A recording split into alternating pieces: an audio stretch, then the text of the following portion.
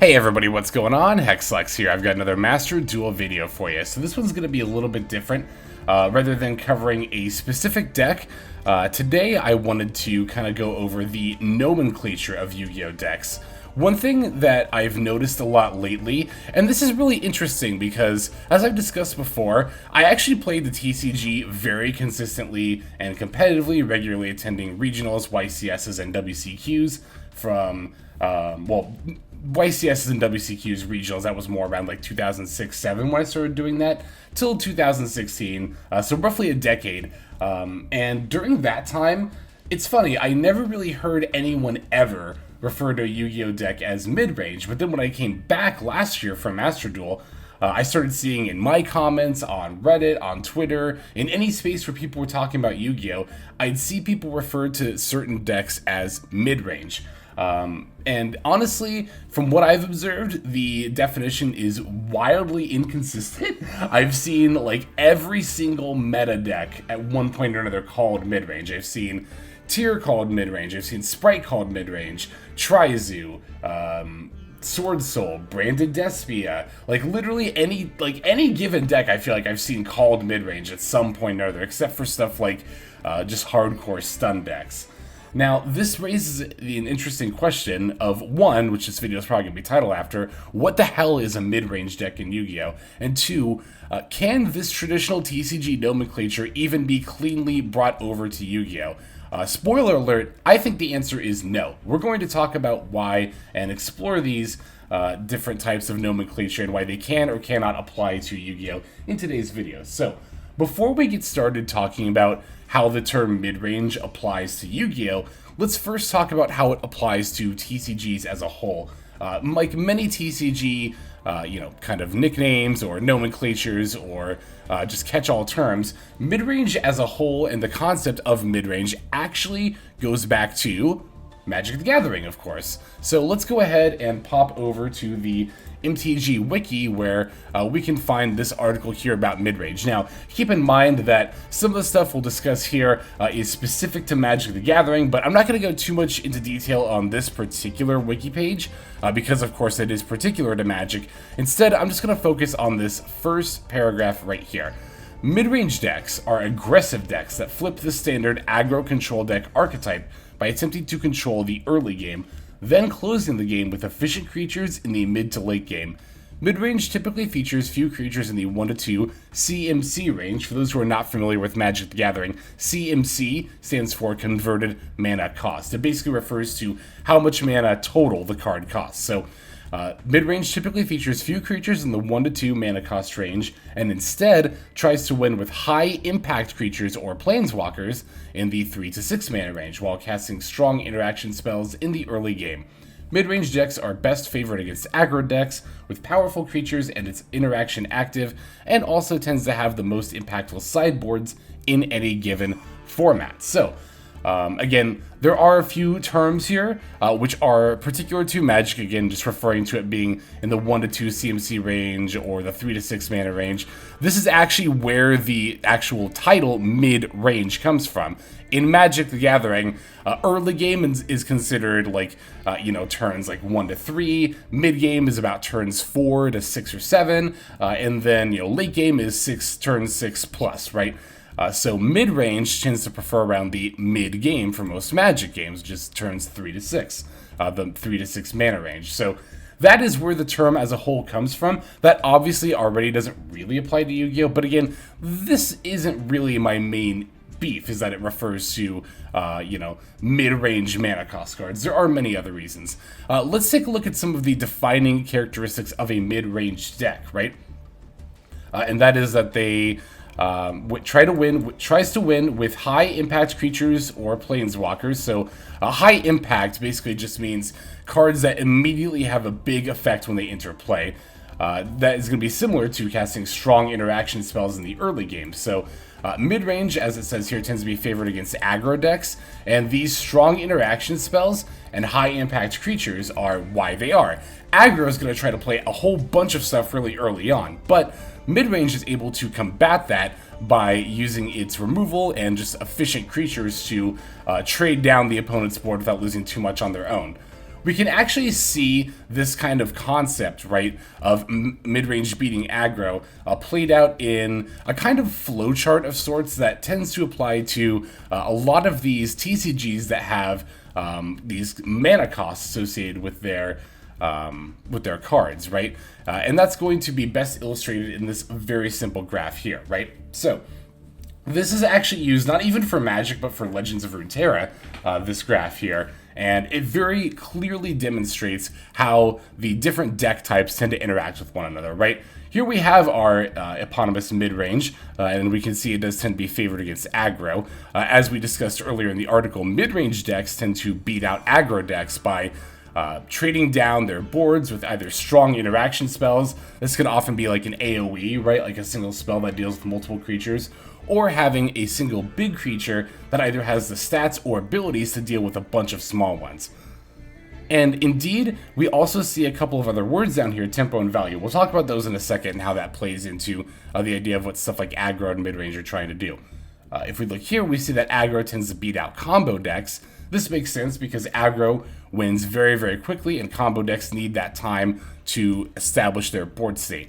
Combo tends to do well against control decks because control decks want the game to go on long, but the longer a game goes on, the more likely a combo deck is able to, well, find its combo and then win, right? So combo beats control, and then control tends to beat out aggro because control is kind of like mid-range to the extreme when it comes to what makes it good against aggro. Control has a lot of very efficient removal spells, including AoEs, to very effectively deal with aggro, but control also tends to be favored against mid-range because mid-range is good with dealing at a bunch of small threats, but if control decks put out like one big threat, or if control decks are able to use their tools to continuously counter what a mid-range deck is trying to do, then control definitely is favored there. Now, as far as what tempo and value are, this could honestly very much be its own video, but to break it down very, very simply, tempo tends to be about a more favorable board state, whereas value tends to be about a more favorable hand state, right? Think about a card like, in Magic the Gathering, you know, there's a card called Divination, which is 3 mana draw 2. That's a value card because it doesn't affect anything on the board, but it gets you more hand advantage.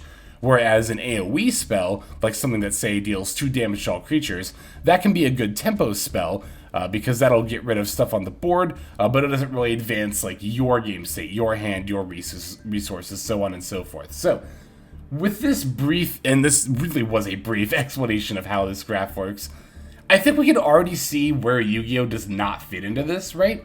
And that's mainly that aggro decks don't exist in Yu-Gi-Oh! They just don't. There is no real deck that, like, wins quickly with a bunch of small incremental creatures that deal fast damage, because Yu-Gi-Oh! Decks already win quickly, but they don't do it by attacking with creatures, by just putting down a bunch of creatures and then entering battle phase and then going to attack. It's usually through some kind of combo, where that combo leads to a bunch of negates, whether it leads to a board wipe into some kind of like OTK strategy. That is something important to keep in mind, that aggro and OTK are very different things, right? Aggro is all about winning quickly, but it's not necessarily about winning in one turn. That is more the goal of a combo deck. And again, we're already starting to see that, like, you know, Yu-Gi-Oh! Has to be classified very differently. Really, in terms of traditional classification, just about every single Yu-Gi-Oh! Deck is a combo deck, right? If we try to fit these into Magic the Gathering or other mana-based game terms. I actually wanted to find, or rather go over an article that I found real quick. It's not even really an article, it's rather a lengthy Reddit post here on the Artifact subreddit. Artifact is not a game that I've played before, but when I was just researching, like, you know, articles or, just things in general that define mid-range decks, I actually found this one here, which actually goes over mid-range decks as they exist, not just in Artifact of this subreddit, but in other TCGs as well. It even specifies here that in reference to the Pokemon TCG, there isn't really such a thing as mid-range in Pokemon, but that deck kind of fits that description. There are decks that fit that description, rather, like the Luxray, Garchomp kind of decks, and so on and so forth. So we see a whole bunch of different examples. Hearthstone, right, that's another one. I actually have a unique Yeah, here's a aggro control mid-range graph that's unique to Hearthstone. I have another one here that this is more made in mind with Magic the Gathering in mind, but it can also apply to Runeterra, Hearthstone, Artifact, these other, well, I don't know much about Artifact to be fair, but Runeterra and Hearthstone, these other mana-based card games, right? And we can see here, mid-range is defined by trumping the speed of fast aggro with better quality and value spells, as we discussed earlier. And indeed, as we look through this, article, we see Pokemon, Hearthstone, Magic. I'll, of course, link this and all these other resources in the description here. But we don't see any reference to Yu-Gi-Oh! And I really do think that is because Yu-Gi-Oh! Is so different, right? It's so different that it can't possibly fit this mold. Now, that doesn't mean that Yu-Gi-Oh! Can't ever have nomenclature, and indeed it can borrow some of these other terms, but now that we've really explored what it means to be a mid-range deck, we find that, there's not really a good way to apply this concept to Yu-Gi-Oh! Because, again, aggro does not exist, and mid-range kind of is defined by how it interacts with aggro, right? It's also defined by how it interacts with control as well, but even then, control is, very, very different when it comes to Yu-Gi-Oh!, right? Control in Yu-Gi-Oh! Could be something like Sky Striker or Labyrinth, where it's more about, disruption. It could also be stun decks, where it's all about flipping floodgates and say don't do anything. Now, it's interesting. I see a lot of people when it comes to Yu-Gi-Oh! Nomenclature will argue that stun and control are two different things. Despite this, when you have other cards in other card games that act kind of like floodgates, like in Magic the Gathering, there are cards that are kind of commonly referred to as stacks cards, where if your opponent plays a card or does some kind of interaction, they'll be asked to pay a certain amount of mana. And while these are a bit more interactive than floodgates because they don't outright shut out the ability to interact or play your cards, they do often severely limit what can be played the same way that floodgates do. Despite this, and even though the stacks decks are kind of their own nomenclature, similar to how stun decks are, stacks decks are pretty widely regarded as control decks. So it's interesting that we have this kind of discrepancy in Yu-Gi-Oh! Between control and stun. I think the defining feature of this is that a lot of these decks that people call control but not stun actually have combo aspects to them. We think about stuff like Sky Striker, Labyrinth maybe a little bit less so, but there are plenty of these more control-y decks that actually still have these combo lines involved in them. And a lot of players might not think of doing something like, I don't know, engage for Ray, Ray into Hayate battling, send something else, get the engage back with Shizuku, or not Shizuku, Kagari, play engage and then go into Shizuku. A lot of Yu-Gi-Oh! Players don't consider something like that to be a combo, but in the definition of a lot of other card games, that is very much a combo. So we're already starting to see this huge discrepancy where I don't think these terms, as they apply to other card games, can apply to Yu-Gi-Oh! And indeed, a lot of these terms, again, aggro decks just do not exist in Yu-Gi-Oh! Yu-Gi-Oh! Does not have aggro decks. So in that regard, can something like mid-range really exist? Another piece that I wanted to go to was actually because I actually asked about this on Twitter a couple of days ago, and I got some really interesting responses. One of the best responses that I received was from Anth Alsop here, who referenced this video called Deck Classification for GOAT Format and Other TCGs. It's by the GOAT Duels YouTube page run by Alan C. Pennington. Alan C. Pennington, for those who don't know, is a very enfranchised GOAT Format player, is largely arguably responsible for the existence and continued popularity of GOAT Format, and has a lot of knowledge about the subject. So they pointed out that a couple of years ago, Alan C. Pennington actually made a video on more or less this exact topic, about how the nomenclature, he particularly tended to focus a bit more on GOAT format, but also about how it can or cannot apply to Yu-Gi-Oh! So for GOAT format in particular, he proposed this graph as opposed to the ones like this that we see for other mana-based card games. This one as it applies to particularly GOAT format Yu-Gi-Oh!, right? And this kind of makes sense, right? We see fast combo with interaction, lockdown combo. Lockdown combo might be something kind of like Sky Striker or Lab. Fast combo would probably be more like, I don't know, if you think about like pile decks or like Halcdon or something like that. And we do see mid-range here. Mid-range is actually somewhere on the beatdown, the classic, rather, side of the graph, whether it's classic beatdown or classic control. It ends up right in the middle. However, later in the video, when we try to look at modern examples, we can see that a couple of these terms, particularly mid-range and classic control, actually do end up being outdated as a whole. And I honestly 100% agree with this. Like, the classic control style decks are really just non-existent anymore. And I was looking through the video itself too, right? Because I wanted to see, like, okay, but what about in terms to GOAT format decks? And even when we look at GOAT format examples, right, we see all points on the graph have, like, very clearly defined, like, this deck is this thing.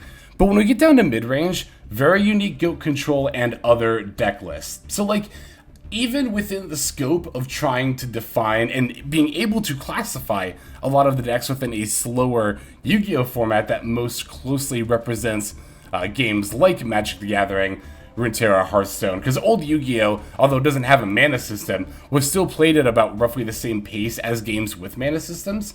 Even there, mid-range is pretty much just the other category, right? So in that regard, we're really still not seeing, in my opinion, like a very clear at all definition, and definitely not one that can fit within this mold. So we still have to ask ourselves, right? Like, if the term is outdated when it comes to Yu-Gi-Oh, and even when it was relevant was still an other archetype, if it doesn't fit into this mold, if indeed Yu-Gi-Oh as a whole doesn't fit into this mold, then we have to ask ourselves, what the hell is a mid-range Yu-Gi-Oh deck? Because this is a term that gets thrown out all the time. I have to come to the conclusion that it doesn't really mean much of anything, honestly. I really just don't think we have a solid definition in that regard. I think the reason that people call Yu-Gi-Oh decks mid-range kind of comes from, like, a couple of different reasons, right? One of the main ones is, I think it's, well, and actually, these are kind of the same reason, just opposite sides of it.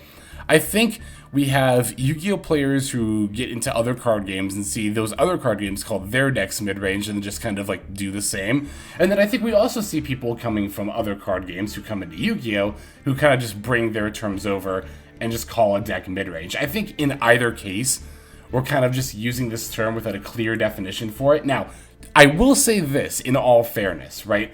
I have seen a somewhat consistent definition that some people have given, wherein they will say that, oh, a mid-range deck is a deck that combos, but doesn't put out a board that outright wins the duel that turn.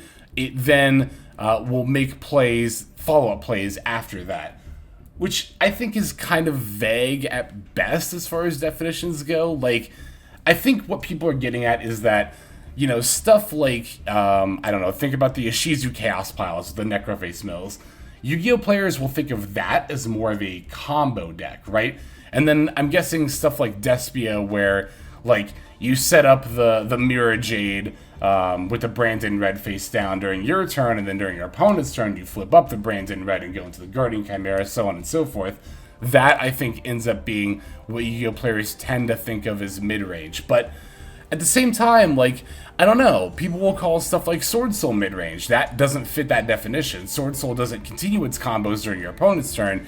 You combo out during your turn, and then you're done. You have interaction for your opponent's turn, but again, you're not, like, making a, like, you're not doing multiple plays or, like, summoning multiple monsters during your opponent's turn. So in that definition, something like Sword Soul isn't really a mid-range deck. By the same token, if you look at something like Tier Elements, can you really call that a mid-range deck? Yes, it fits the bill of its combo doesn't necessarily end the game on the turn that it's played, but at the same time, the lengths to which it plays during either player's turn, I would call absolutely a combo deck. I don't really think there's anything quote-unquote mid-range if we're using mid-range as that. Again, it's just there's not a clear definition, which I think makes it really hard to use a term like mid-range. So I think in cases like this, my suggestion for the community would be twofold, right?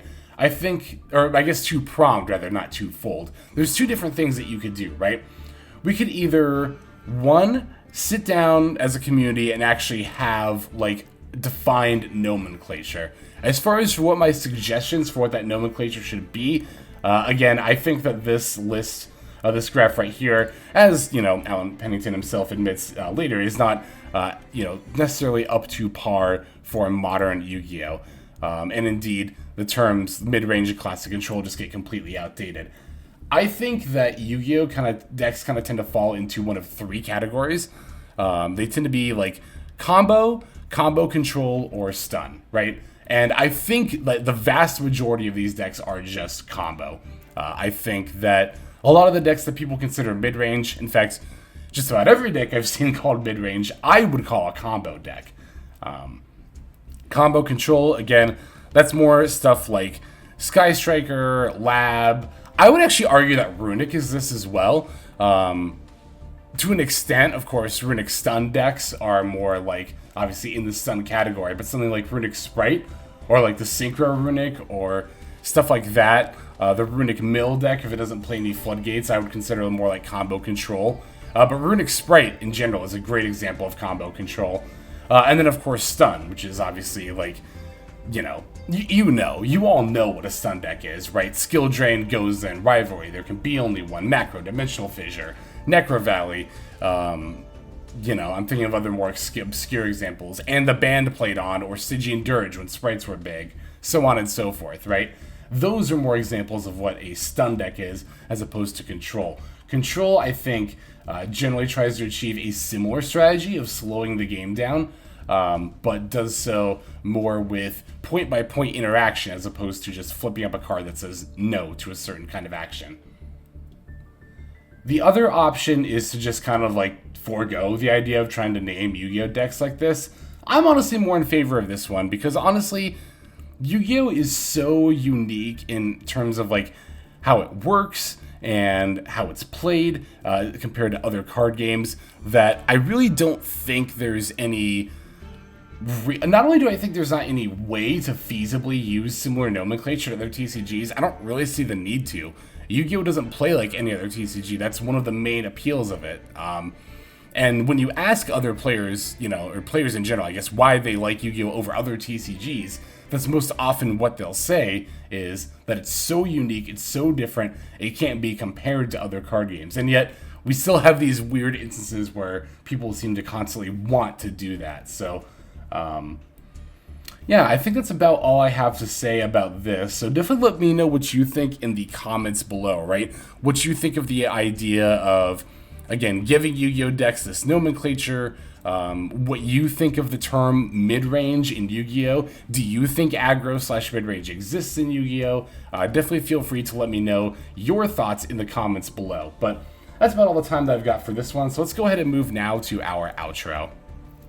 Alright everybody, thank you so much for watching all the way to the very end of the video like this. That means a whole lot to me, not just personally, but it's also a great way of supporting the channel as well. If you're interested in supporting the channel in other means, you can of course feel free to comment and or subscribe right here on YouTube. I'm always looking to the comments section. You guys leave some pretty awesome feedback as far as like constructive criticism goes when it comes to deck building, gameplay, channel content, all that stuff. So feel free to leave your opinion down there. I will be sure to take a look at that there.